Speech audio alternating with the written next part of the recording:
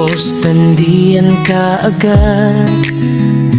May comment na naman na puro galit at ingat.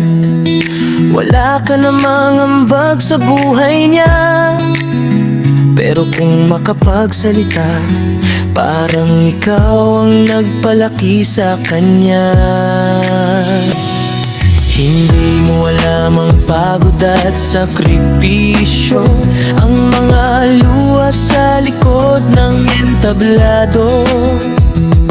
Sa isang pindot mo lang, todo ka manghusga, pero ang totoo, wala ka sa umpisa.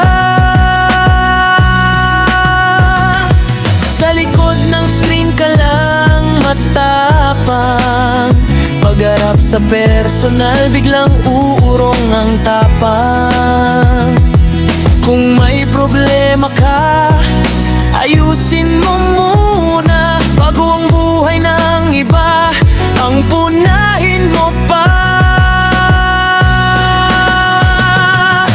Para sa mga bashers ng EDSI, ito ang mensahe namin sa inyo.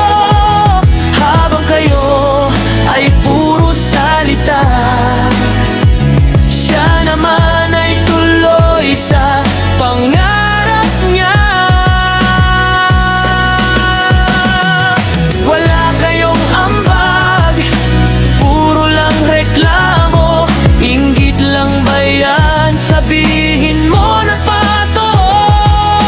Habang siya'y patuloy na umaangat, kayo'y naiwan sa galit at ingat. Hindi nyo kayang sirain ng totoo, dahil ang tagumpay hindi nabibili ng paninira ninyo. Mas lalo nyo lang siyang pinapalakas, bawat bash ninyo dagdag sa kanyang lakas.